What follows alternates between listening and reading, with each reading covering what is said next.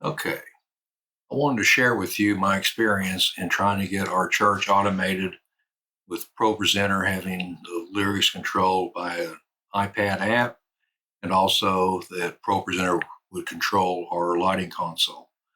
What I have at church, and this is just what we inherited, we have got a Windows PC desktop running ProPresenter. It's running ProPresenter 19. We've got a Windows laptop that is running HOG4 PC, which was an outside person that set that up for the church. Now we are running Companion on that notebook, which helps us immensely on getting everything done. So what I've been charged with is trying to get everything working. So the first thing I wanted to do was get set up on the laptop, which you can see there now. We are running Loop Community Prime app for our tracks. We originally were just paying for the Pro service, which at the time of recording, I think we were paying $9.95 a month. And with that, you get very little. You do get the new MD feature.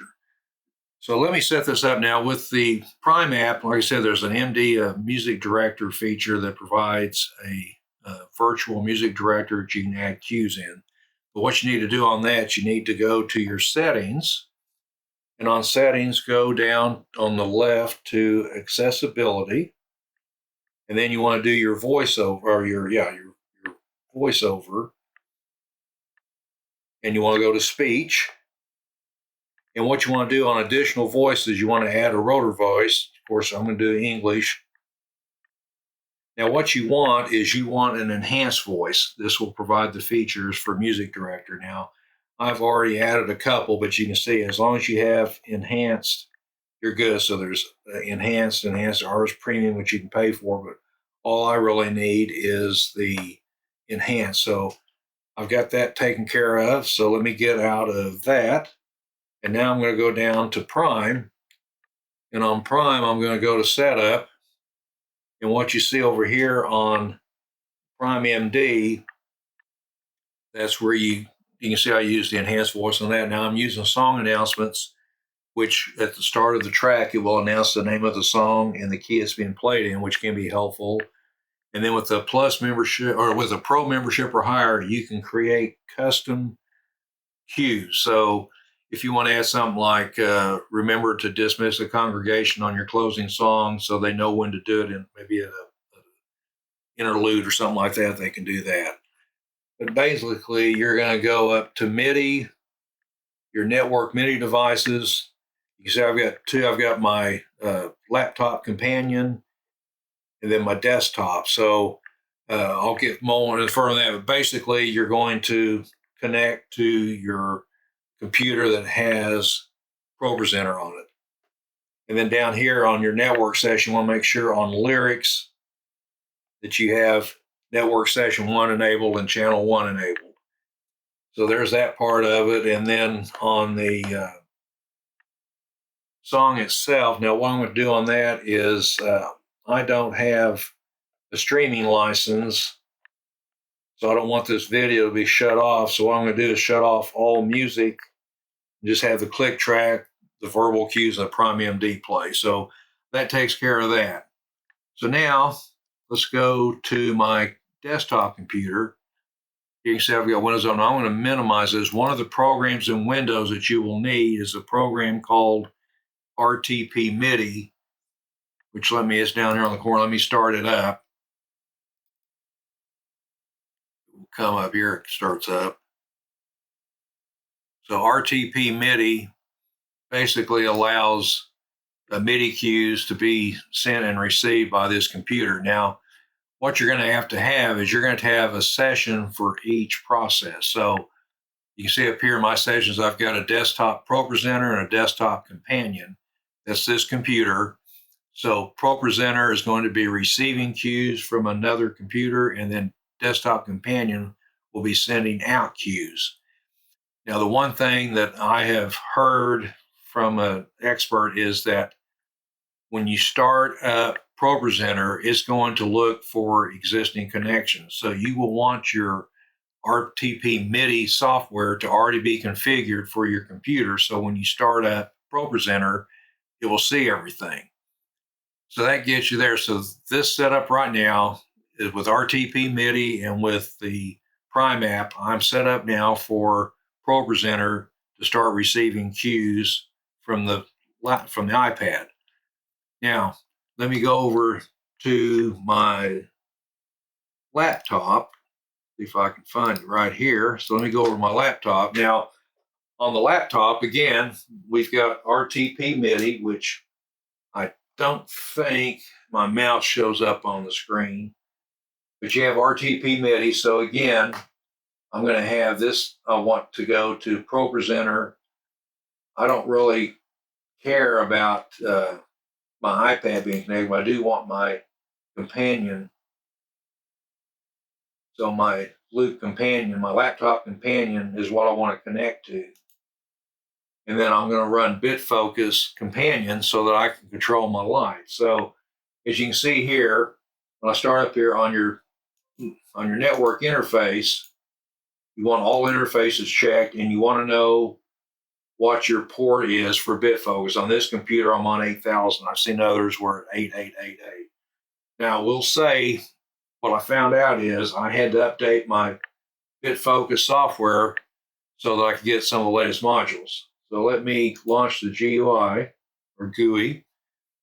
Now, what I'm running on this one, I'm running the HOG4 from High-End Systems. So this is controlling or making buttons on my companion.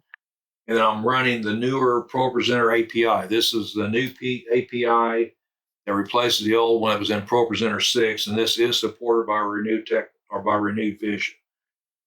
And then on setting up the ProPresenter, what you need to know is you want to know what your network connection is. So on ProPresenter, you'll need to know what your IP address is and what the ProPresenter network port is. And on that, we're going to go back to ProPresenter. And I'm going to go up here to ProPresenter settings and go down to network. And here you can see network. My IP address is 68.124.10.25. And on this, as you can see, I need to change that to 1025 so I can get the computer to talk to it. Now, on the optional settings, you can have custom time format. You want to make sure this enable MIDI button pushing is set up, and you want to tell what the port name is. So, I don't want to go to ProPresenter. I want this to go companion, because that's this desktop here. And then the companion network port, again, that was on that startup. It was 8,000. Again, just want to make sure if it's 8,000, 8888 or some other thing on that. And then down here, you can create an extra debug log. And then on my HOG4, you can have your buttons. And what I've done, I've got a small stream deck here to show you can have things like you want your Grandmaster at 0, Grandmaster 100%, 50%, go scene 1. Now, if I go up to, see if I have a page, just, the go cue list, go scene 1, go scene 2. So really, whatever your buttons are, and what you're going to look at is the number up here at the top, which I'll get into that a little bit quicker here.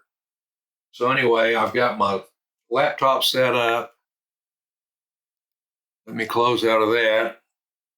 And then I've got cleared the logo. So let me make sure I've got a normal screen showing up. Now, when I do my cues on my laptop, let me bring my notebook back up, or my iPad. I'm going to expand. So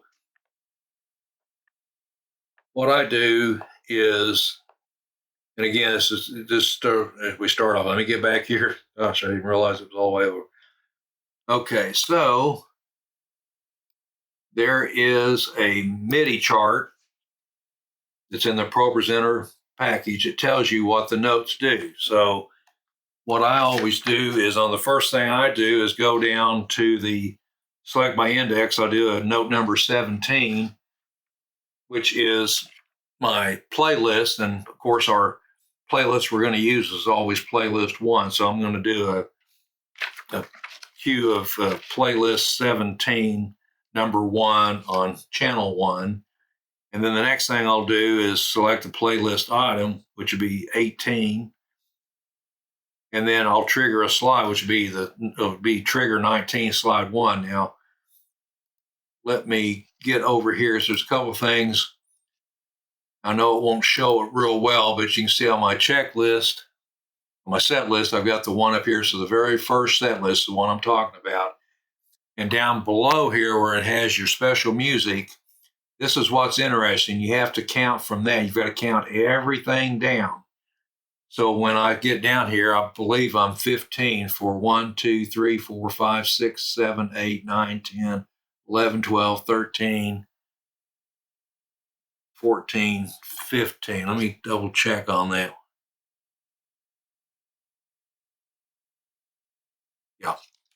Firm foundation is 15. So when I check my select playlist item, I want number 15. And I want to trigger slide number 1. So that takes care of that. So if I start my tablet, now let me bring up a split screen here and let me see if I can get, well, what I'm going to do is I'm going to take companion. I'm going to put the log in there and I'm going to clear the log so that everything works out right when I start sending cues. Now I do have a few cues now on my split screen here. Let me get, I don't like that. Let me go back to ProPresenter. Let's see, well, what I'll do is I'll swap between everything here. So let me start now. What's if you can see right now, let me check this. Let me put this on the default. So you can see right now that it's on default. So when I start up my Prime, you'll notice that will go down to playlist 1, and then we'll go down and start picking up the song Firm Foundation. Let me get the Firm Foundation up there. Let me start it. Firm Foundation. Intro 2, 3, 4, 5, 6. And of course, it's not going to work for me. Hold on just a second. What I probably did was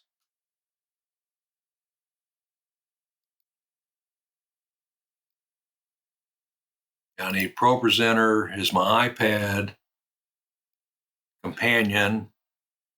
That's enabled.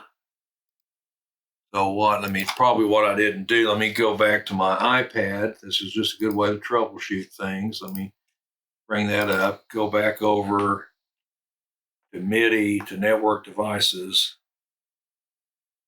And my desktop is connected. So let me see what I messed up. I'm sure I've done, figures. You get everything trying to go here. It's been working fine for me. I'll start this off and it doesn't work. But that's just the way business is, isn't it? Let me stop that. Bring this up a little bit. Okay, let me see. Firm Foundation. He won't. Intro 2, 3, 4, 5, 6.